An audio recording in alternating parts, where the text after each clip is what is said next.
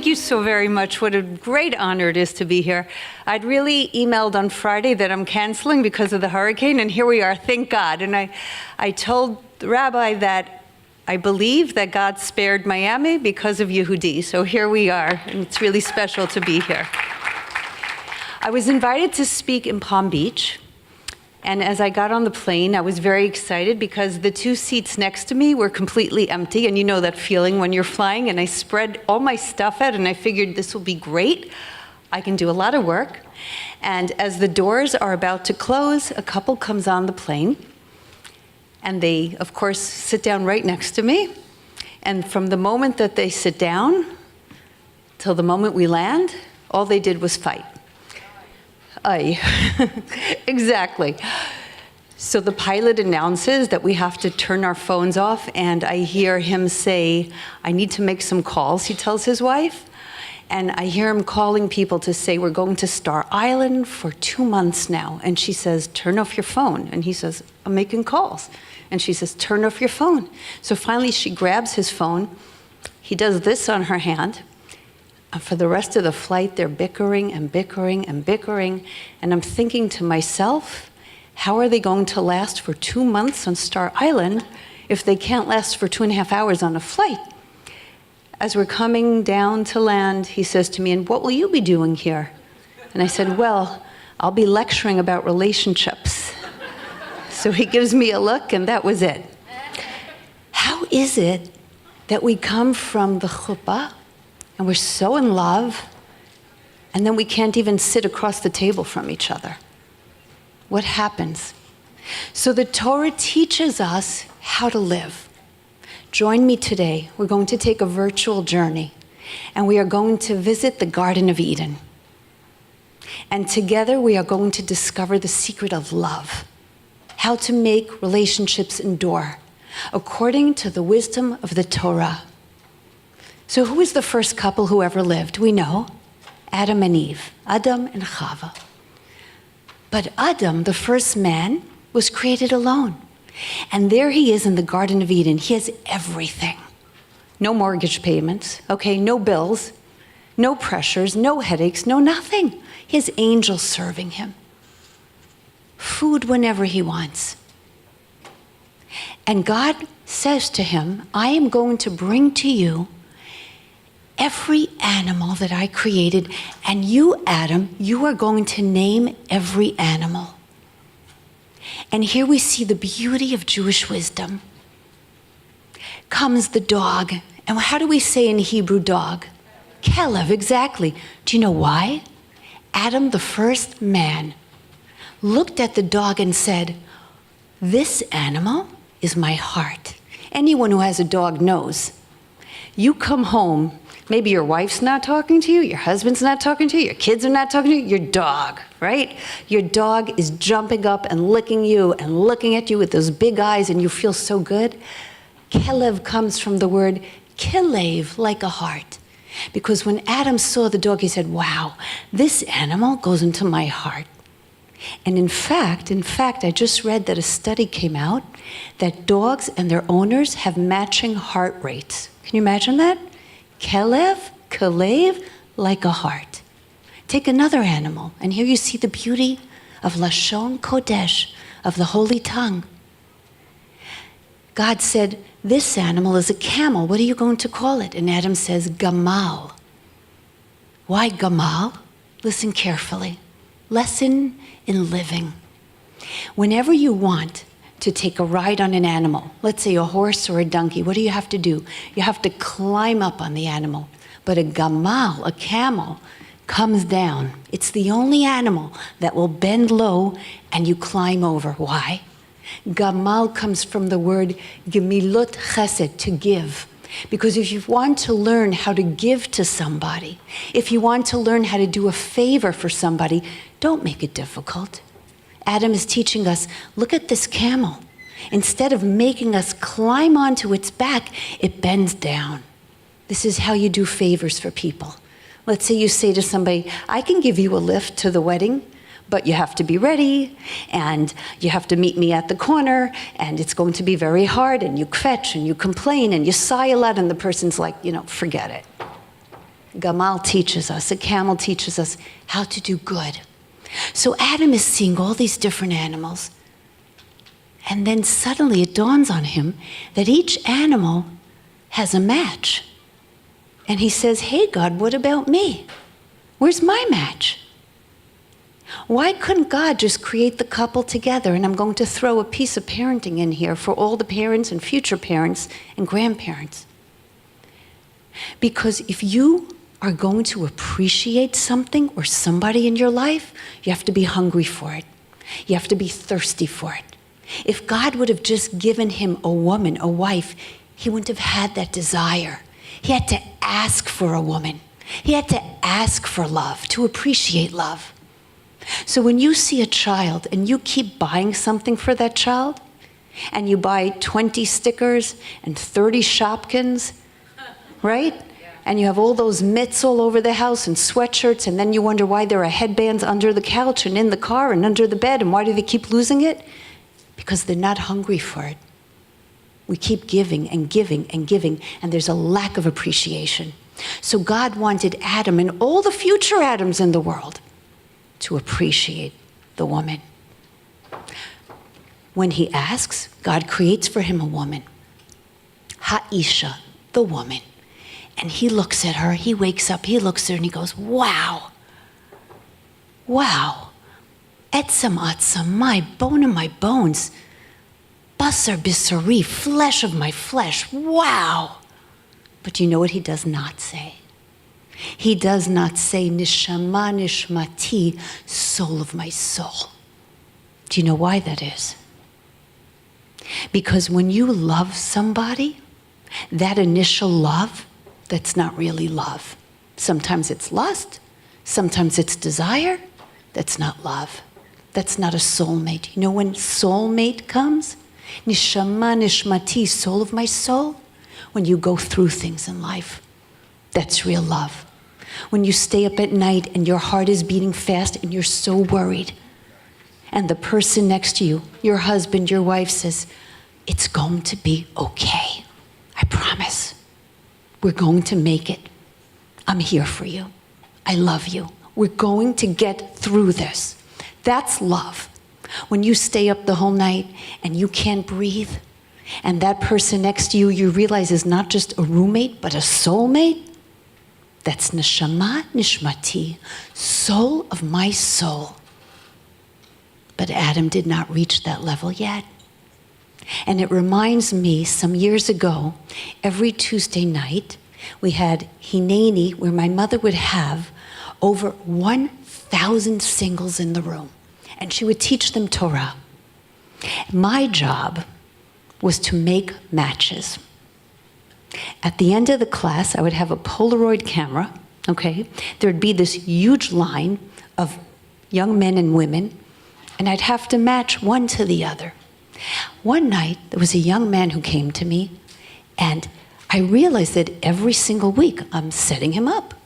And every single week he's back, and nothing's happening. So I say to him, I think I have someone good for you, and I point, and he says, no. And I say, how do you know? How do you know now? He said, when I meet her, it's going to be, I'll never forget this, it's going to be electric. And I say to him, listen to me, my friend. Electricity burns out. You have shorts, you have blackouts, and you have brownouts. And that's life. You might have electric in the beginning, but it has to be more than this. Neshama nishmati, soul of my soul. So God says to Adam and to his wife, this whole paradise is yours. Everything here belongs to you. There's just one tree, and this one tree you don't touch.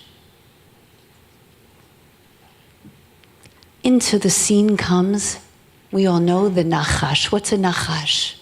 A snake. What does that mean, a snake? Listen carefully, my friends, because this is the secret to life. A nachash is silent. A snake is silent. You can be on a camping trip and you're sleeping and you open one eye because you feel something, but you're not so sure, and you see this slithering snake coming, and it's a silent killer, and before you know it, it's there. What's a nachash? In Lashon Kodesh, in the holy tongue, it comes from the word menachesh, which means to guess, to imagine. You see, the imagination is like that silent snake. And we say to ourselves, and we don't even realize what we're doing, if only. Because you could be with somebody and you could see somebody else and say, if only I had a wife like that, I'd be so happy. Do you see the way her husband always buys her flowers? If only my husband would do that, I'd be so happy. If only my kids were like those kids, I wouldn't be a crazy mother. They're such good kids. If only I had his job. You see, the reason I'm so angry is because my job, I have so much stress. What does he do the whole day? And when we live like this, it's like a nachash. It's a snake. It's a silent killer. Because it does not allow us, our imagination does not allow us to appreciate the blessings that we have. We're so busy imagining and thinking and imagining other people's lives and other people's blessings. And you go on Facebook and you say, wow, look at that vacation. They're in Hawaii. Look how happy. I never go to Hawaii. But you don't see what happened before you snap the picture, right? We only focus on other people's lives, on those moments, and we imagine, and we forget to look at the blessings we have. And we do this to ourselves, and we strip ourselves of happiness. We all do this. I was in Israel some time ago visiting my daughter who lives there. And we decided that it was a summer day, a very hot summer day, and we decided that we would go to Jerusalem and take a long walk and have a froyo together on Ben Yehuda Street. So she took a double stroller, I took another stroller, and it was one of those very, very hot days in Jerusalem, like a 3-shower day, I would call it. So there we are walking, and I'm thinking, this is a nice day.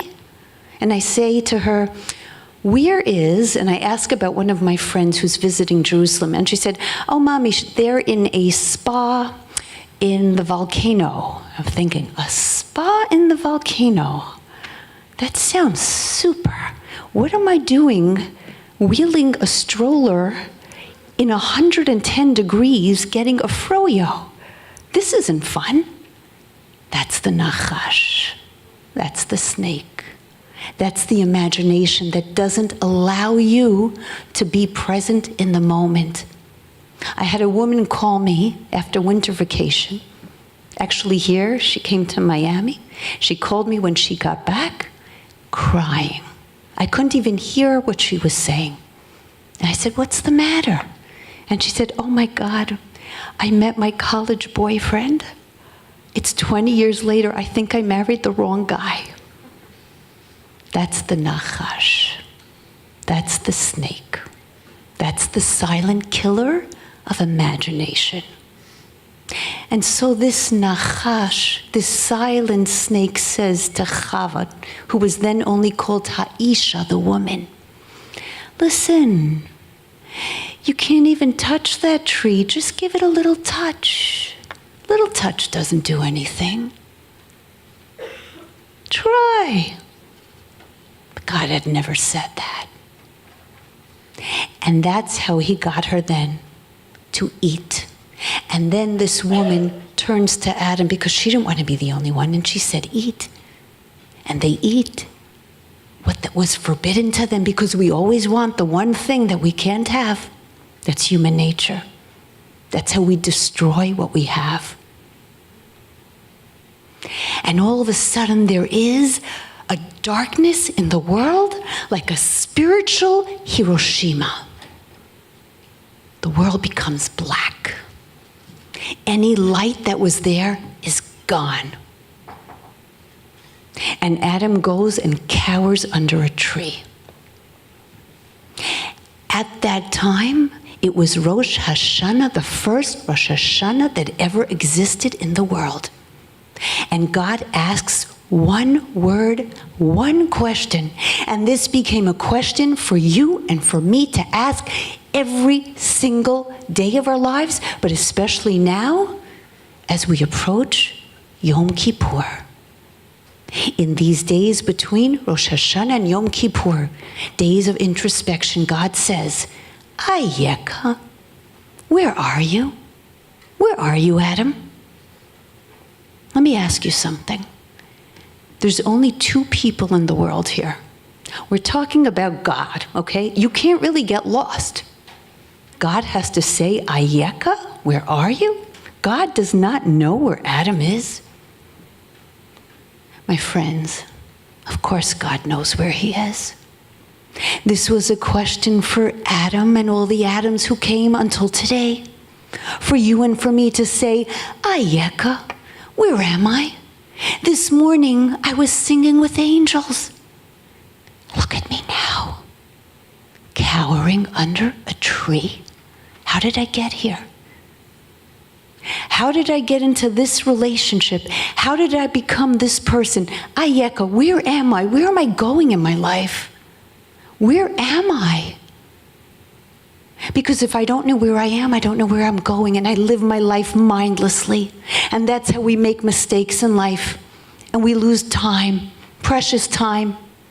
And Ayeka can also be read as Eicha, which means how. How did this happen to me? How did I get into this position? You know, sometimes I'll meet with a couple and I think to myself, wow, he is, so charming and she's so sweet. And we're sitting at this table and the two of them cannot look at each other. They can't even have a kind word with each other. Eicha, how did this happen? How is it that under the chuppah we look at each other and everything's so perfect, and we get to this moment where not a word comes out that's not hurtful? Ayeka, where are you? Eicha, how did you get here? I was sitting with a couple and they were having difficulties. And I heard what he had to say and I heard what she had to say, and then I said, I have homework for both of you. And I turned to her and I say, you're going to be first, but don't worry, he'll have his time in the sun. This is what I want you to do, I say to her. When he comes home every night, I want you to get off your computer. I want you to get off your laptop.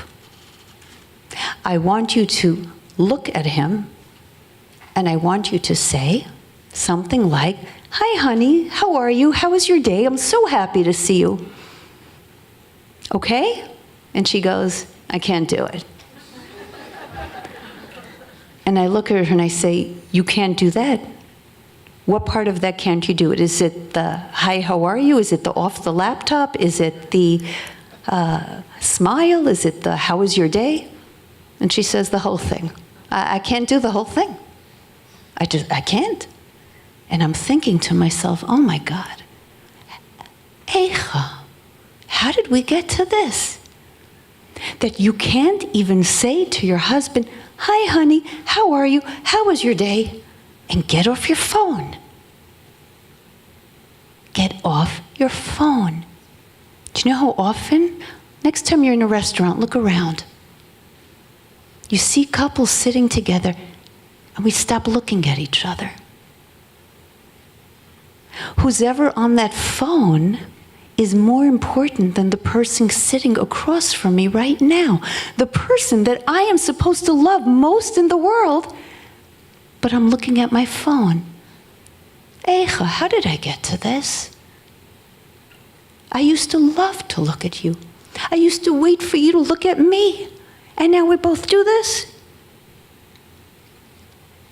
There's one question that we must ask ourselves when it comes to Shalom Bayit. And that means when it comes to the peace in our home. And what is that question? The question is, for this I lost my shalom bayis. For this I lost the peace in my home. You know what? When I speak to couples who are having difficulties and challenges, most of them do not even remember what the original fight was about. Most of them just remember that there was a certain point where they stopped talking to each other. They had an argument. Most cannot even remember what happened. And that bad feeling just keeps growing. For this I lost my shalom bayis. Every Rosh Hashanah and Yom Kippur, we have high holiday services in New York City. My husband and I go to the hotel. There was one year, one Yom Kippur, where my husband said to me that he will meet me in the hotel for our Hineni services if I could pack for him. I said, sure. I meet him in the hotel. It's time to change for Yom Kippur. He's in a navy blue shirt and a baseball cap. And I do have his permission to tell this story. I just want to reassure everybody for my shalom bayis, for my peace in the home. And he says to me, where's my white shirt? And I say, it's in the suitcase. And he says, I can't find it. And I'm thinking to myself, please. So I look in the suitcase and my heart starts to beat. You know that feeling? I do not see a white shirt. So then I start opening up all the zipper things on the side, even those little sock things. I'm thinking like maybe I rolled something up, but nothing there. And he's looking at me and I'm looking at him. It's getting very tense. This is before Yom Kippur. And I know what he's thinking. He's thinking, I ask you to do one thing and you can't do that one thing. And I'm thinking, how old are you that you can't pack for yourself? Okay? And we're both just looking at each other, okay? And it's not good. It's before Yom Kippur. And then I think to myself this one question. For this I'm going to lose my shalom bayis, my peace in my house. For a white shirt, I'm going to give up harmony and peace. And I say to him, you know what? We're in New York City. I will run out and get you a shirt. And he said, where? Don't worry. I run out, come back with the shirt. It's many years later. The shirt is frayed. It's stained. A little torn at the collar, but I've never thrown it out. You know why? It's my shalom bayis shirt. It's my reminder that is always there telling me, for this, I would lose my shalom bayis for a shirt.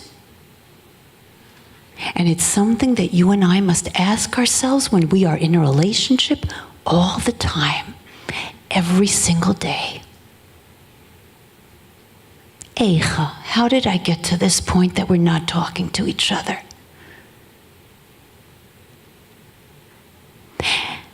So God says to Adam, so how did this happen? Eicha, Ayeka, where are you? And do you know what he says? The classic answer. Ha'isha, the woman. She did it. She made me do it. Wasn't me, God. The woman that you gave me, she's the one. It's her fault. Isn't it amazing how human nature never changes? It's never me. It's my mother-in-law. It's my boss. It's my wife. It's my husband. It's my kids. It's never me. As long as it's never me, we can never really answer this question with honesty. Ayeka, where are you? Where are you? There was a very incredible story in the Gemara. And the story is about a man whose name was Elazar ben Dardaria. Elazar ben Dardaria, he sinned the most terrible sins. And when he was about to sin a most terrible sin, the woman that he was with said, Elazar ben Dardaria, I want to tell you something. You are going to the pits of the earth. You are going to burn. And he says nothing. And then he gives out a shout and he says, Shamayim va'aretz, heaven and earth, answer me. There's silence. Harim ugvaot, mountains and valleys, answer me. There's silence in the world. Kochavim umazalot, stars, planets, answer me. Again, there's silence in the world. And we are told that what he was really saying is, heaven and earth, it's not me, God, okay? You can't blame me. It's the atmosphere. You know, it's my culture, it's my neighborhood, it's the office. Everybody does it. It's my community. It's my neighbors. It's what everyone does after work, okay? It's not me. It's my house. Come into my house, you'll understand what's going on. This is why I am who I am. Don't blame me. But there's silence. And then he tries another route and he says, Harim ugvaot, mountains and valleys. What's that? Harim is really horim, parents. Parents and teachers. You know what, God? You want to know why I messed up in life? I'll tell you. I had the worst teachers. I never connected to my teachers. My parents were dysfunctional. I had a crazy house. I had a crazy upbringing. I once met someone and she said to me, I know in parenting you always speak about anger, and I'll tell you, I'm an angry person. I scream at my kids. I do. I always scream at my kids. What could I tell you? But my mother was a screamer. My grandmother was a screamer. We're screamers. I'm a screamer. It's not me. It's my grandmother. It's my grandmother. Kochavim umazalot, stars and planets. You know, this is why I am who I am. This is why I messed up. It's not me. It's my karma. It's my mazel. My brother has much better mazel. My sister has much better karma. Don't blame me. Everyone around me, they have much better luck. They get the job, I never get the job. They're successful, I'm never successful. They get the girl, I never get the girl. They get the ring, I never get the ring. So I'm angry. And we blame everyone around us and we never take responsibility for our lives. And when Elazar ben Dardaria, when he heard the silence, he gave out such an anguished cry and he said, oh my God, lo hadavar talui ela bi. This is not dependent on anyone else but me. I get it, the buck stops here. The buck stops here.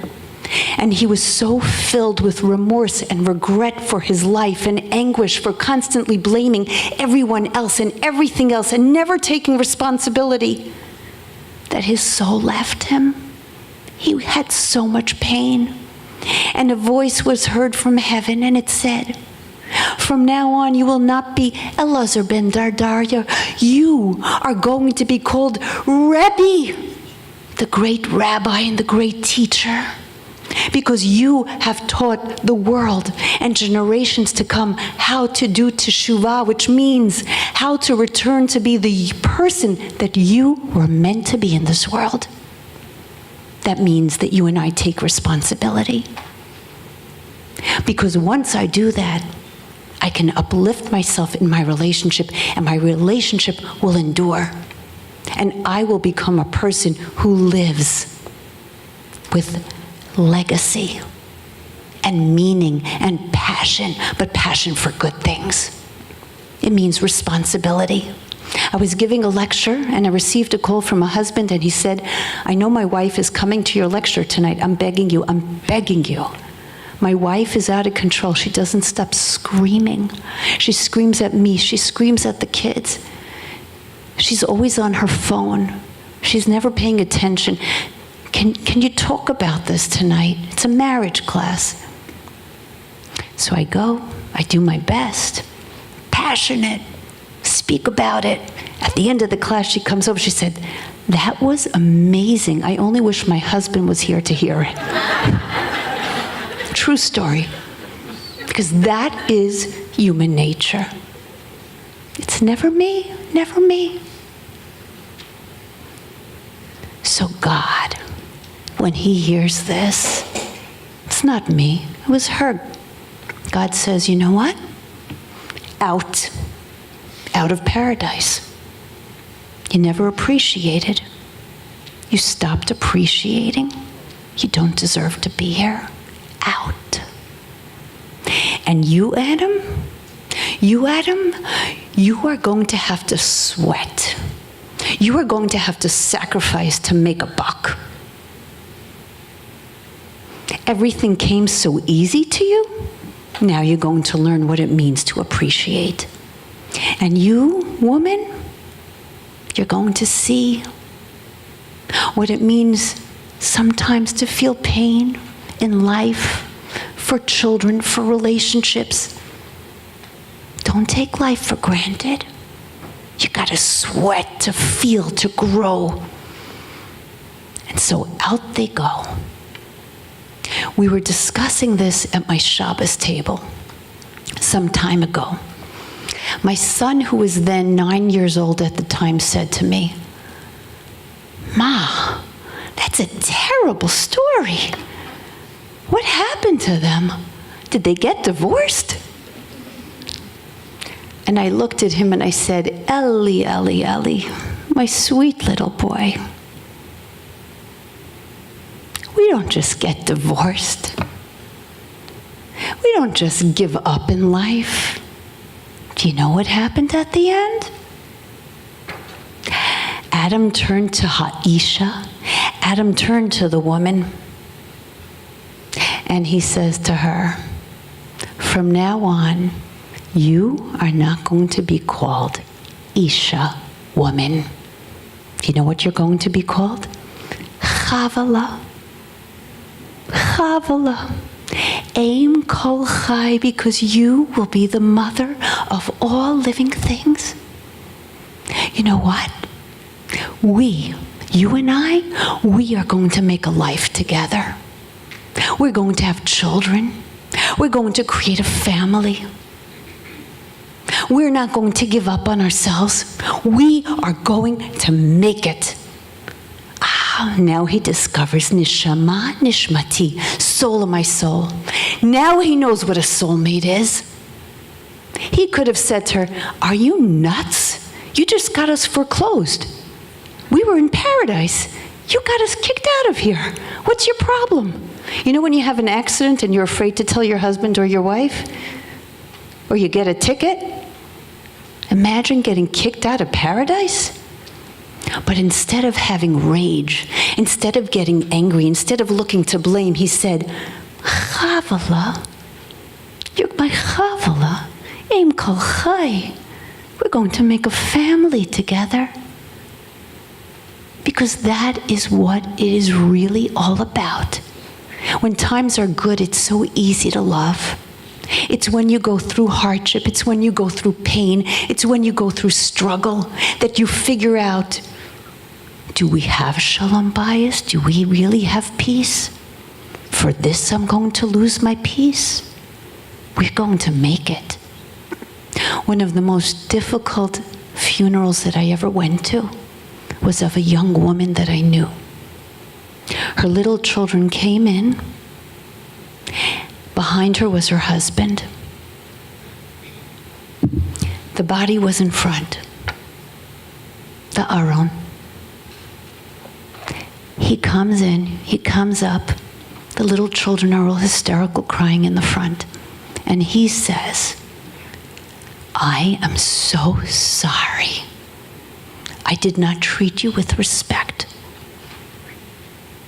I did not treat you with love. I did not hear you. I was unkind.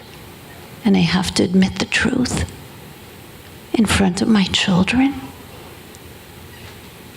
I didn't do good for you. And I'm asking you in front of everyone here to forgive me. And you heard the children just crying. And he began to cry. And as he left, there was no one for him to cry to but himself. And that's tragic. Do we go through things as couples? Of course you do. Every couple does. But we have to take responsibility, and we have to sometimes say, I'm so sorry. And just as equally and as difficult, we sometimes have to say, I forgive you. And so under the chuppah, we make a blessing. And you know what the blessing is? May you be like Adam. Now, who here would want to be like Adam in the Garden of Eden? Maybe tell me, be like Abraham and Sarah. You know, be a love story. Be like Rachel and Jacob. That's so beautiful. Do you want to be like Adam, really? Why do we say that? Do you know why? Adam had to make it work with Eve. Do you know why? Because there was nobody else. And if he would choose to turn away, there would be no one left. So to create a relationship that endures, you must look at the person that you want to spend your life with and say, there's nobody else. This is my soulmate, and we are going to make it work. That is the blessing under the chuppah. That is how you make it work. So I'd like to leave you with this. Recently, I heard that somebody that I grew up with passed away. A father, and I was friendly with his daughter, and I decided to pay a shiva call. When I came into their apartment in New York City, she looked at me. I had not seen her for over 30 years, and she said, the rabbi's daughter's here. My father was a rabbi. The Rebbitzins' daughter's here. Her mother was sitting next to her, and she said, look, Mommy, look who's here. And I said to her, your father had the most beautiful green eyes. I'll never forget it. And he had such a smile on his face all the time. He was such a beautiful man. And she said to me, look at me. I have my father's eyes. And I said, you're right. I never realized it. And she said to me, every single morning, I look in the mirror, I look at my eyes, and I remember something that your father told me under the chuppah. Do you want to hear it? I said, oh, of course I want to hear it. 20 years later, I get to hear something from my father that I've never heard before. And she says, there we were under the chuppah. I felt like prince and princess, king and queen. There was never a happier couple. I mean, it was magic. It was magic. And your father gave us his blessing. And then he said, I know that you don't really imagine or believe this right now, but the day will come down the road that you're going to look at each other and you're going to think, who is this person? I don't recognize him. I don't know her. Whose face is this? Whose voice is this? I don't know who this person is. And you might even feel as if you are strangers. So what do you do at that point? The eyes are the window to the soul. Look into each other's eyes. Shh. Don't say a word. Nothing. Look into each other's eyes. You know why? Because eyes never change. Think about that. Eyes never change. And eyes are the window to the soul. And she said to me that through the years, there were times that she looked at her husband, and he looked at her, and for sure they did not recognize each other. And she's thinking, who is this person? How do I get back to that time under the chuppah. And she remembered the words of my father. Shh, don't say a word. Look into each other's eyes. You know why? Because eyes never change. And discover each other's soul. And if you can do that, then you can say, Neshama nishmati, soul of my soul. And that is a relationship that endures. I wish all of us in this room today the blessing of Shalom Bayit, the blessing of peace in the home. Peace in our home means not only peace in the homes that we live in, but our bodies, our homes for our neshama, for our soul. Peace in our homes, peace in our bodies, between body and soul. We're very blessed to be here today, a day of inspiration. When you go home, think about what we spoke about today. Think about Neshama Nishmati, soul of my soul. Think about asking in quiet, without phones, without Instagram, without Facebook. Think about, Ayeka, where am I? How did I get to this place? Where am I going in my life? Eicha, how did this happen to us?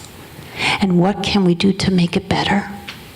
Think about the nachash, the snake that comes silently and doesn't even allow us to enjoy our blessings.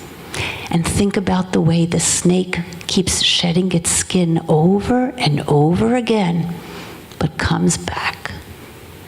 That's imagination when we think they have it better. And think about the young man who had to say, I'm so sorry for hurting you, for not listening, for being unkind. Because thank God, you and I are here, and we have opportunity every day to make our today better than our yesterday. Let's do it. Thank you so much.